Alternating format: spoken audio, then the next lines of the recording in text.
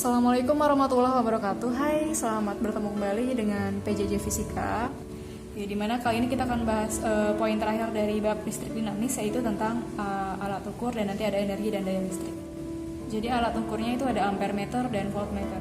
Dimana ampermeter dari katanya aja ampere itu digunakan dalam pengukuran arus listrik. Ya, apabila arus yang diukur melebihi kemampuan alat, maka diperlukan hambatan sun untuk mencegah terjadinya kerusakan alat yang disusun secara paralel. Jadi hambatan sun-nya itu disusun secara paralel, tapi ampermeternya di sini disusunnya secara seri dengan hambatannya.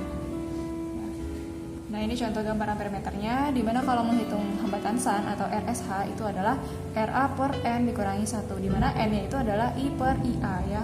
Ini keterangannya bisa sambil dilihat.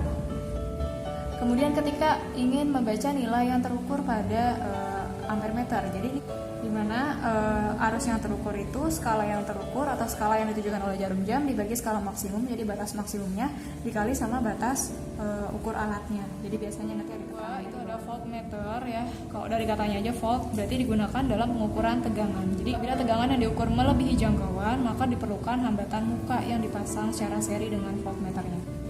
Nah, jadi ini hambatan muka atau RF dipasang secara seri dengan voltmeter. Tapi voltmeternya kalau dalam satu rangkaian itu dipasangnya paralel ya. Nah, seperti ini ya. Nah, ini contoh gambar voltmeternya. Nah, dimana kalau kita ingin mencari RF atau hambatan muka itu adalah N dikurangi 1 dikali RV. Dengan N-nya itu V per VV. Ya, ini keterangannya. RF hambatan muka, RV hambatan voltmeternya sendiri, N itu kelipatan menaikkan batas ukur, V tegangan yang akan diukur, VV itu tegangan maksimum yang dapat diukur. Nah, kalau mencari nilai yang terukur sama dengan ampermeter. Oke, ya sekarang kita bahas contohnya ya. Ini salah satu contoh dari ampermeter dan voltmeter. Yang pertama ini. Jadi ini ampermeter ya. Yang ditanyakan di sini tegangan yang digunakan pada rangkaian tersebut. Nah, jadi kita tuh mau cari tegangan. Ingat tegangan itu kan V ya. Nah, ingat hukum Ohm bahwa V itu adalah dikali R. Jadi yang kita punya di sini kan baru R-nya, I-nya belum. Nah, dari ampermeter ini kita bisa tentukan I, di mana kita menggunakan rumus yang tadi bahwa nilai arus yang terukur itu, jadi I yang terukur itu adalah skala yang terukur. Skala yang terukur ini yang dituju arah jarum jam ini 15 dibagi skala maksimum, batas maksimumnya itu kan 25. Jadi dibagi 25 dikali sama batas alat ukurnya. Nah, yang kena di sini kan yang angka 50. Ingat ini miliampere ya, di bawah miliampernya. Jadi yang kita gunakan adalah 50. Nah, jadi ini tinggal diselesaikan. Ini bagi 5, bagi 5, 3, bagi 5, 5. Coret, ini coret, 1, 3 kali 10, 30 miliampere. Miliampere diubah ke ampere berarti naik 3 tangga ya, berarti 30 dikali 10 pangkat min 3 ampere. Nah, baru kita masukkan ke rumus hukum Ohmnya bahwa tegangan itu adalah I kali R. Nah, I-nya adalah 30 kali 10 pangkat min 3. R-nya adalah 100 ohm. Nah, berarti ini jadi 30 kali 100 itu 3000 dikali 10 pangkat min 3. 10 pangkat min 3 itu kan sama aja 1 per 1000. Berarti 3000 dikali 1 per 1000. Coret, berarti tegangannya adalah 3 volt. Lanjut ke contoh berikutnya, ini voltmeter. Sebuah galvanometer mempunyai hambatan 50 ohm dan mempunyai simpangan maksimum jika dialiri arus 0,01 ampere. Untuk mengukur tegangan hingga 100 volt, hitunglah hambatan resistor seri. Hambatan resistor seri itu artinya ya hambatan muka ya, karena kan yang dipasang secara seri itu adalah hambatan mukanya. Jadi nanti yang diketahui di sini ada hambatan dari voltmeternya 50 ohm, itu berarti RV. Nah, 50 ohm, kemudian arusnya itu I 0,01 ampere, kemudian untuk mengukur tegangan hingga 100 volt, itu berarti V-nya. Nah, yang ditanya itu adalah hambatan resistor seri, berarti RF atau hambatan mukanya. Nah, tinggal kita gunakan rumus RF sama dengan N-1 dikali RV. RV-nya ada, tapi N-nya tidak ada. Nah, kita cari N-nya dulu. Berarti di sini kita tentukan dulu PV itu adalah I kali RV. I-nya 0,01, RV-nya 50. 0,01 dikali 50 jadi 0,5 volt. Nah, baru kita cari M. M itu adalah V per PV. Ini tegangan ini ya maksimal yang kita mau ukur kan sampai 100 volt. Kalau PV ini tegangan voltmeternya sendiri. Nah, V-nya 100 per PV-nya 0,5. Jadinya 100 dibagi 0,5 itu 200.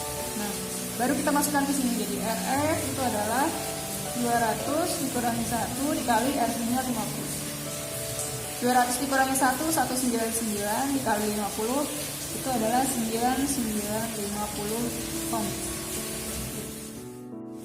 Oke, ini the last tentang energi dan daya listrik. Nah, jadi kalau energi listrik atau lambangnya itu W, ingat energi itu mau energi apapun, satuannya joule ya. Itu lambangnya W, itu adalah Q dikali V. Ingat Q itu muatan, V tegangan. Nah, ingat dulu kan kita belajar kuat arus tuh ya. Kuat arus itu kan I sama dengan I per T. Nah, kalau saya pengen cari I-nya kan berarti I kali T.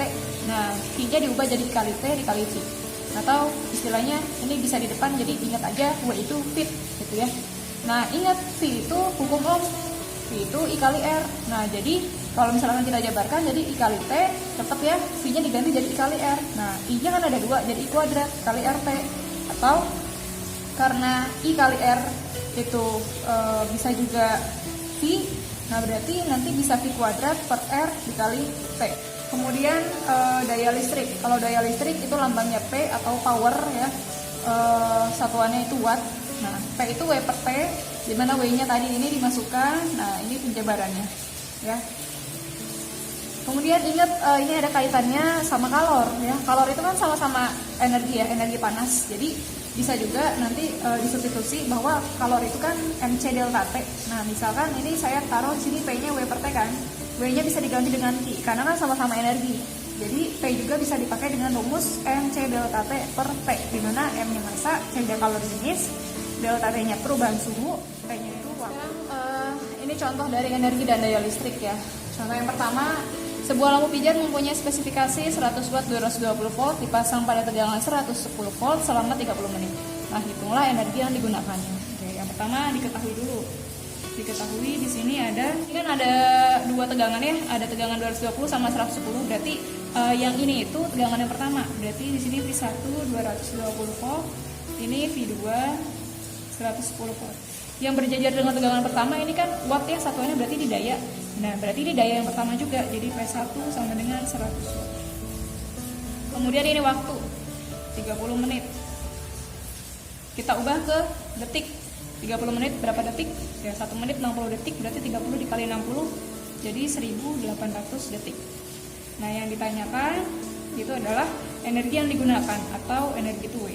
Nah, kita gunakan perbandingan antara tegangan yang kedua dengan tegangan yang pertama. Di sini P2 itu adalah V2 per V1 kuadrat dikalikan P1.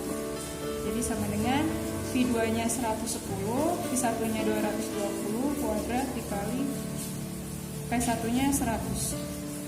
Ini coret, 11 sama 22 bisa dicoret. Berarti 22 bagi 11 kan 2. Nah, ini berarti setengah kuadrat kali 100. Setengah pangkat 2 ya berarti 1/4 dikali 100. Coret, ini coret, jadi 25. Ingat daya satuannya watt. Nah, baru kita masukkan ke rumus energi, bahwa energi itu adalah P kali T. Karena kan P sama dengan W per T. Berarti kalau nyari W, ya berarti 3 kali silang kan. Jadi P kali T. Nah, jadi W-nya adalah P-nya ini 25 watt. Kemudian T-nya yang tadi sudah diganti ke detik 1800. Jadi energi yang digunakan adalah dikalikan jadi 45.000 joule. Oke, contoh berikutnya ini yang kaitannya dengan kalor ya. Jadi kompor listrik yang bertuliskan 500 watt 220 volt digunakan untuk memanaskan 300 gram air dari 10 derajat Celcius sampai 90 derajat Celcius. Jika kalor jenis airnya itu 1 kalori per gram derajat Celcius, maka berapa lama waktu yang diperlukan untuk sampai si air itu panas sampai 90 derajat Celcius tadi.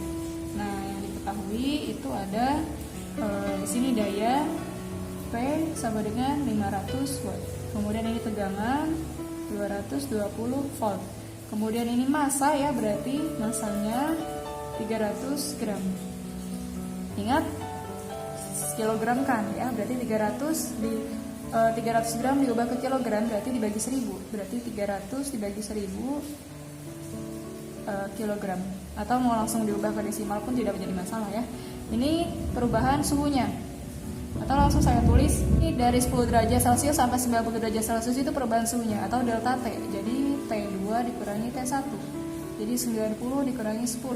Jadi 80 derajat Celcius. Kemudian kalori jenis air ingat ya, itu C kecil 1 kalori per gram derajat Celcius. Satuannya masih kalori, belum joule. Kemudian ini juga masih gram, belum kilo. Ingat kalori jenis air itu kalau dalam satuan joule per kilogram itu 4200 ya. Joule per kilogram derajat Celcius. Nah, sekarang yang ditanyakan berapa lama waktu? Kalau waktu berarti T yang ditanyakan, baru dijawab. Kita cari kalornya dulu. Q sama dengan MC delta T. M-nya 300 per 1000 ya, karena tadi diubah ke kilogram. C-nya 4200, delta T-nya 80. Ini coret sama yang atas, ini coret, berarti 3 kali 420 dikali 80, jadi 100.800 joule. Nah, baru kita gunakan rumus daya listriknya, itu adalah P sama dengan W per T, dimana kan kita mau cari T ini kan. Nah, atau bisa juga tadi P sama dengan Q per T, karena W sama dengan Q. Jadi P-nya kan 500 sama dengan Q-nya ini 100.800 per T-nya yang dicari. Nah, kalau dikali silang jadinya 500. T sama dengan 100.800. Jadi T sama dengan 100.800 dibagi 500. Coret 1008 dibagi 5 itu adalah 201,6 detik, atau kalau pengen kita ubah ke menit berarti 1 menit itu 60 detik kan, berarti 1 detik 1/60. Jadi T sama dengan ini dibagi 60, jadi 3,36 menit. Jadi lama waktu yang diperlukan itu adalah selama 3,36 menit. Oke, terima kasih telah menyaksikan video ini. Semoga kalian paham dengan apa yang saya sampaikan. Terima kasih. Wassalamualaikum warahmatullahi wabarakatuh.